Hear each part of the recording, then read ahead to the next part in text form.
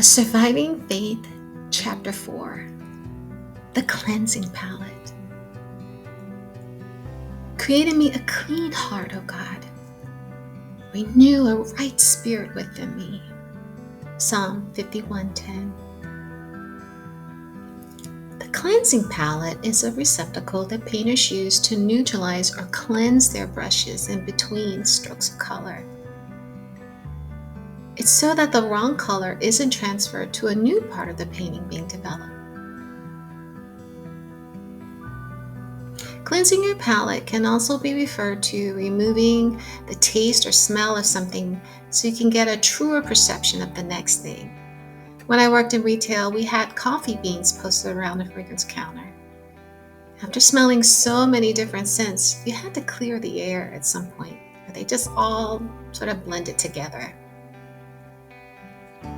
When God releases us from a situation, or if we leave on our own, there should be a time of cleansing from what we came out of before we go back into something. While working inside the church and counseling others, I learned that some people just take that hurt from one place to another, thinking this new place will resolve their issues. However, if we're honest, the real issue is within us. This is not to say we were not legitimately hurt or victimized.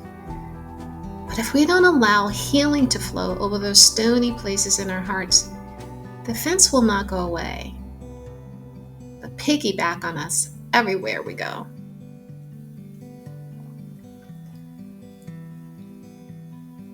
Both Joseph and I found it hard to do the things we were doing in ministry, or even listen to the same types of worship music when we first came out of the church. We had become so weary at the end of our journey together there and disappointed in ourselves for going along with what we could no longer reconcile in our hearts, that we just didn't want to have anything to do with how things were done.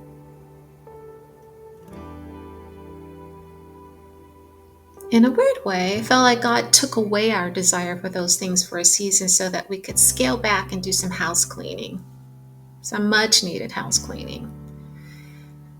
There were lots of tears cried and angry, not understanding why moments. When a person suffers loss, there is a grief process to go through. It is like suffering a death. And we should allow ourselves the freedom to go through those stages, but work to not stay stuck there. That's why I want this process to be about. Not so much what happened to you, although I validate it, but how you will come through healthy on the other side of it. This was also a season of pruning as the Lord surgically and carefully removed old dead stuff hanging on us so we could produce fresh blossoms. We were able to discover different types of worship that we couldn't explore often because we were locked into a specific style of worship in the place we served in. Often we would have deliverance teachings playing through the night. We just wanted to be clean before the Lord. We wanted to be whole again. We knew that what we came out of wasn't good and desired something more.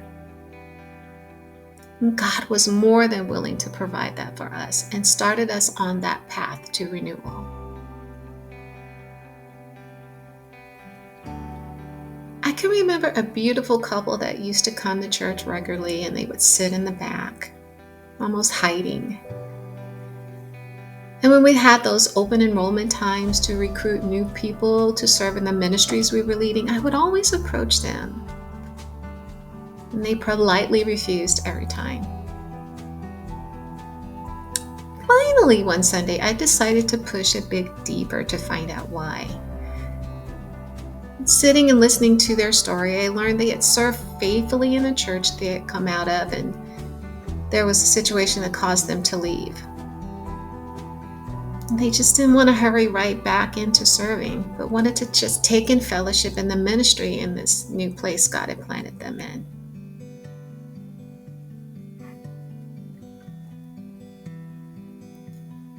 Because by this time I had walked through some difficult, tough times in this church, I completely understood. And as I was in the process of healing and recovery, I thought of them often. They had wisdom I was yet to discover. We must take time